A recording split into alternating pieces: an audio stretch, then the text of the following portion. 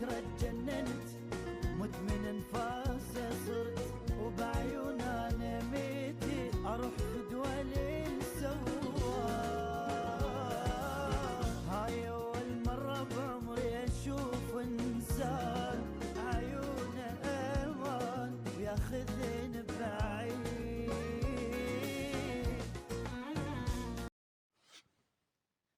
مرحبا أعزائي المتابعين حبيباتي. اليوم سوينا أسرع تاج أميرات. اشتريت غراج من محلات الدانتيلات شكله كتاج ملكي، فأخذت القياس عندي أنا يعني طوق أو تاج قديمات بالبيت، فأخذت ليش أرميهن، فأروح أجيب لهن مستلزمات وأسويهن، فخليته عليه بهذا الشكل، يعني ما ياخذ منك حتى دقايق، بيصير عندك أجمل تاج، وانتي تقدرين تختارين أي دانتيل يعجبك له بهذا الشكل. أخلي له الصمغ بس مجرد قليل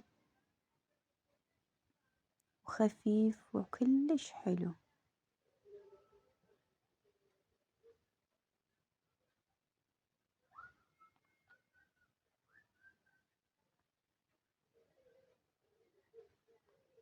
وهاي هنا خلصنا، راح أضيف له شغلات بسيطة على الأطراف، ما ردت أعقدها لكم وماكو شغلات تجيبونها. عندي كريستالات صغار قطعتهن أضيفهن على الأطراف حتى ما يبانوا. شوف صار يعني مثل التاج العادي، عمود لا يبان القماش هذا مال الساتاج الدانتيل، ضفته منا ومنا بالأطراف. حتى المحجبة تقدر تلبسه على الحجاب فوق الحجاب، وتلف تدخل هاي الأطراف مالته داخل الحجاب ويصير عندها. وأحلى تاج أميرات وخفيف على الراس مو ثقيل، تقدر أي وحدة تلبسه فوق الحجاب أو بدون حجاب، وهذا جماله.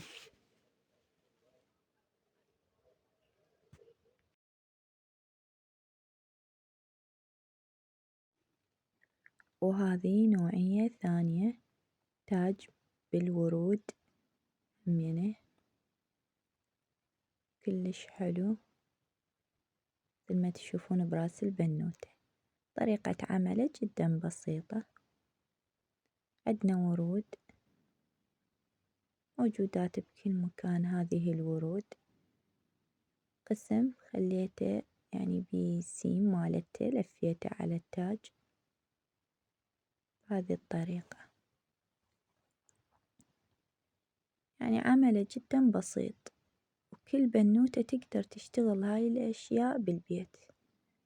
تقدرين تجيبين لبنوتاتكم يعني المستلزمات الخفيفة وتشتغلهن، همين منها ما يقلبن بالموبايل هواية، وهم منها يتعلملهن فد شي حلو يسليهن، لبسن من شغل ايدهن. هذا الشي يعطي حافز للبنوتات من تشتغل الأشياء بيدها وتلبسها.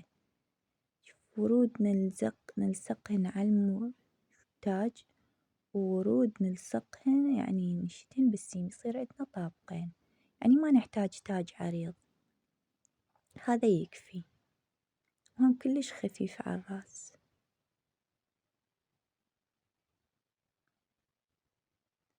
نكمل الورود كلها بنفس الطريقة،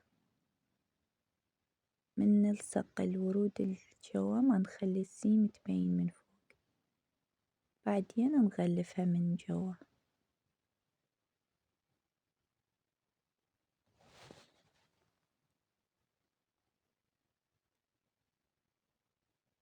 نحاول نساوين ما نخلين وحدة طالعة وحدة نازلة بهذا الشكل.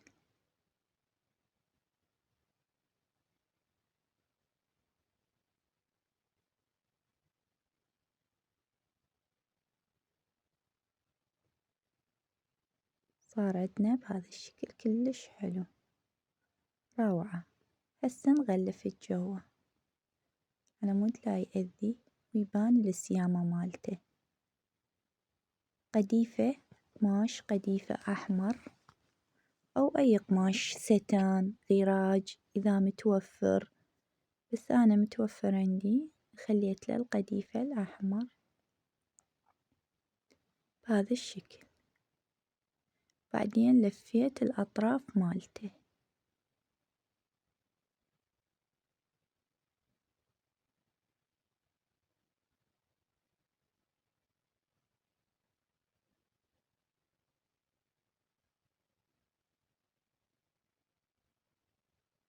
هنا كملنا الجوة ولفينا الأطراف. هذا عندنا تاج، يعني كملنا نوعيات التاج. هذا تاج الأميرة مثل ما تشوفونه جدا روعة، وهذا تاج ثاني سويته يعني سطر واحد هم كلش حلو حسب البدلات اللي تلبسها للحفلات.